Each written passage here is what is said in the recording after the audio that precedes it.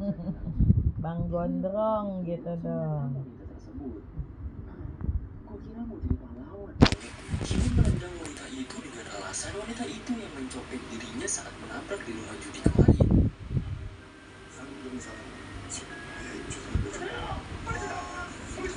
Bang Jabrik pun bertanya hal serupa, dan saat hendak ribut dengan Kiwon tiba-tiba saja Kan lagunya ada begini-gini para kan. staf bertopeng pun datang dan mengumumkan persoalan dari permainan yang akan mereka mulai. Staf itu berkata bahwa pemenang dari permainan ini akan mendapatkan uang dengan jumlah yang sangat besar. Sangat besar. Permainan dalam 6 hari mendatang. Pada awalnya, para peserta tidak percaya kepada para staf ini. Begitu juga dengan seorang pria bernama Cho Sang-woo. Lalu, staf itu pun memberikan tayangan-tayangan video ketika para peserta ditawari bermain game ganji dengan hadiah 100.000 won setiap kemenangan.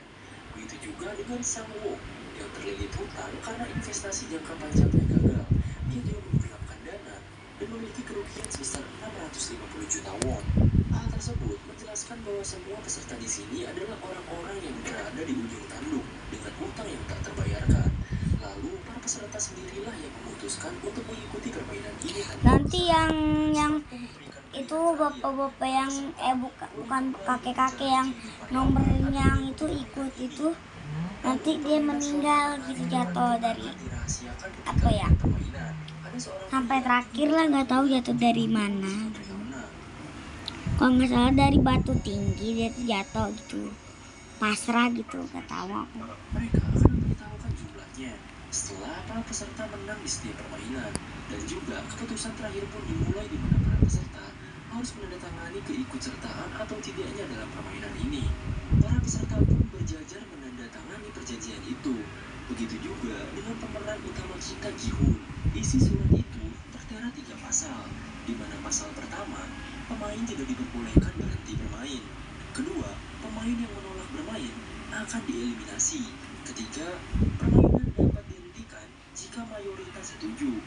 Ji-hoon tampak rada bimbang dan tidak enak hati karena ia melihat si pak tua yang tak pikir panjang untuk ikut. Ia pun akhirnya gengsi dan akhirnya ikut serta dalam permainan itu. Permainan pun dimulai. Para peserta dibawa ke sebuah ruangan di mana ruangan Di ruang ini dulu. mereka terkejut.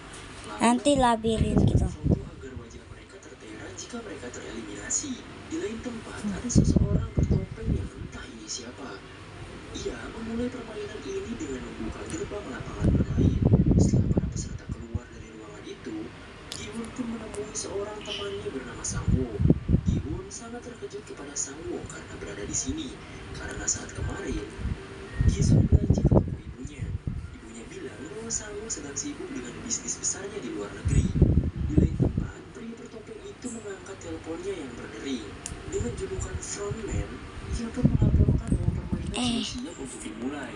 Dan ia pun duduk santai dengan TV sebesar gaban dengan tayangan para peserta itu. Di lapangan, para peserta takjub dengan keindahan pemandangannya, padahal mereka sebenarnya sedang di dalam ruangan. Permainan pun dijelaskan. Permainan pertama adalah lampu merah, lampu hijau, di mana jika robot itu berbalik dan Kokowa maka Tijing Samira. garis finish dalam kurun waktu 5 menit. Seorang teman Gi-hoon pun bilang bahwa permainan ini sering dimainkan ketika kita kecil. Ada 2 orang peserta yang saling rival-rivalan.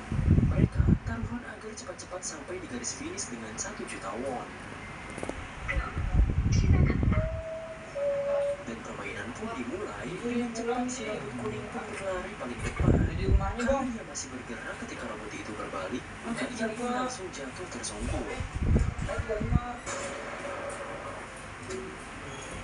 Robot itu pun mulai membelakangi.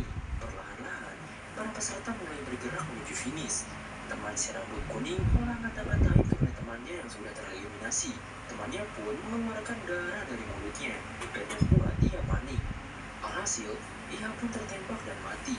Darah yang muncrat ke wajah seorang wanita membuat histeris pemain lain. Dan akhirnya, mereka semua pun panik dan berlari menuju gerbang kembali. Tapi selama mereka bergerak, mereka akan ditembaki oleh robot itu. Jumlah pemain berkurang sangat pesat. Mereka tak tahu Kalau tereliminasi, mereka akan dibunuh. Di sisi lain, pria bertopeng bernama Fron sedang asik minum sambil menyaksikan serunya permainan yang bagaikan pembantaian ini. Akhirnya, permainan pun kembali dimulai dengan sisa pemain yang berkurang. Terlihat seorang kakek yang berjalan langkah demi langkah dengan santai. Pemain lain pun mulai bergerak maju kembali. Kesialan malah terjadi kepada Gi-hun. Setengah tubuhnya tertindih oleh jasad pemain lain yang membuat ia kehilangan banyak waktu. Salmo menyarankan untuk berjalan di balik badan orang lain agar mengurangi resiko pendeteksian dari robot itu. Dan Gi-hun mulai berusaha berdiri lagi. Sedangkan Bang Jabrik mengetahui ada Oh ini pun yang di belakang dia itu hamil nanti lahiran. Yang di belakang cewek ini nih. Tidak macam-macam. Di belakang Jika ini. tidak, ia akan menggerakkan kepalanya saat robot itu sedang mendeteksi. Di sisi lain, orang yang dijadikan Gi-hun berlindung tertembak. Saat ia hendak berlari, seorang pria yang tak mati saat dibedil pun malah meminta tolong kepada Gi-hun. Dan ia kehabisan banyak waktu karena orang itu. Gi-hun melihat waktu yang tinggal 1 menitan. Ia pun tak memperdulikan pria itu dan terus bergerak maju untuk mencapai finish. Di lain tempat, si frontman malah nyalain lagu jazz sambil nontonin mereka. Lagu ini membuat vibes pembunuhan Oh bisa Maya. satu persatu dari mereka tertembak. Dengan perjuangan yang sangat edan, mereka pun berusaha terus berlari saat robot itu berbalik. Dan beberapa dari mereka pun Bukan yang itu dia, bukan yang di belakang cewek. Cowok itu ada rambutnya tuh kayak cewek yang tadi di belakang gondrong itu. Ji-hun malah mengalami masalah. Hampir saja ia jatuh saat robot itu mendeteksi. Ia pun dibantu oleh seorang pria yang baik hati. Dengan terburu-buru karena waktu, Ji-hun dan pria yang menyelamatkannya pun berlari dan menabrak garis finish. Beruntung, ia bisa selamat dari permainan pertama ini. Karena waktu sudah habis, beberapa orang yang tersisa akhirnya dieliminasi dan langsung pergi ke akhirat. Serem. Ruangan permainan pertama ini pun ditutup dan film Squid Games Part 1 pun selesai. Episode 2 di film Squid Games ini dimulai dengan para staf dari permainan itu yang sedang merapikan banyaknya Udah capek.